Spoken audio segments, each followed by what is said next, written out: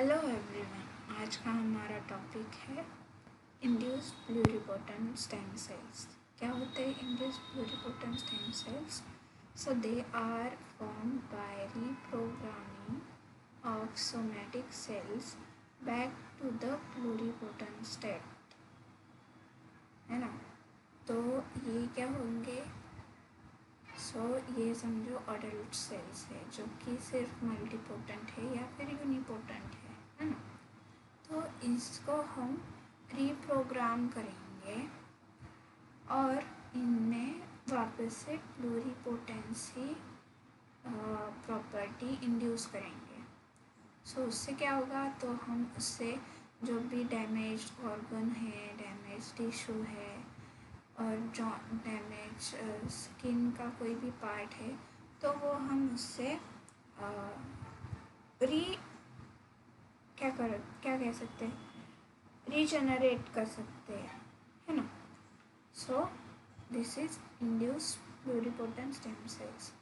All cells in a person share the same genotype, yet eye cells differ from nose. तो ये चीज़ क्या है? तो it is the central dogma of biology. और ये कैसे होता है? तो कोई भी जेनेटिक इंजीनियरिंग हम डीएनए में अगर इंट्रोड्यूस करते हैं तो उससे एक नॉर्मल प्रोसेस से अलग प्रोटीन बनेगा, सेल टाइप उसका अलग बनेगा और फिर वो अलग हो जाएगा। इसमें नीश फैक्टर्स, इसके सराउंडिंग के जो फैक्टर्स हैं वो भी इम्पोर्टेंट रोल प्ले करेंगे। Induced pluripotent stem cells are the genetic engineering, मतलब ये एक जेनेटिक इंजीनियरिंग का इम्पोर्टेंट पार्ट है। कैसे है? तो देखो, हमने क्या किया कि स्किन सेल्स लिए, स्किन सेल्स को हमने फेज से रीप्रोग्राम किया, तो हमें क्या मिला है? इंड्यूस्ड। अभी यहाँ तक ही देखते हैं कि रीप्रोग्रामिंग का ये हमने रीप्रोग्राम किया। अब रीप्रोग्राम करने के बाद it create such pluripotency back in the cells, है ना। तो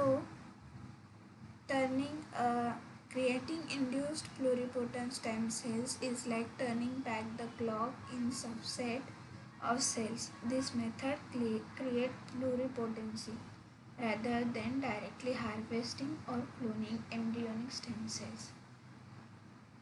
अब ये हम कैसे करते हैं? Firstly, we isolate and culture the skin cells and we introduce 3 or 4 pluripotency genes into skin cells by using engineered virus or carrier phage, that is phage. So the expression of these genes regenerate the stem cell phenotype. The viruses simply deliver the gene of interest and themselves engineered not to be harmful. तो मतलब हम क्या करेंगे? हम यहाँ पे जो virus ये फेज यूज़ कर रहे हैं, इसका जो हार्मफुल पार्ट है वो निकाल देंगे और इसमें सिर्फ जो प्लूरिपोटेंसी को इंड्यूस कर सके ये वाला पार्ट हम इसमें रखेंगे, है ना। तो द वायरस यस एंड अब हम आगे देखते हैं कि ये जो रेड वाले सेल्स है ना, तो ये है कि इंडिकेट्स एक्टिवली एक्सप्रेसिंग, जो हमने ये डाले थे प्लूरिपोटेंसी के फैक्टर्स डाले थे वो ये रेड सेल्स एक्सप्रेस कर रहे। अब हमने सारे के सारे सेल्स में 100% हमें सक्सेस मिले ये तो मतलब पॉसिबल नहीं है। तो कई छूट जाते हैं, कई में कुछ प्रॉब्लम आ जाती है, कई म्यूटेंट बन जाते हैं।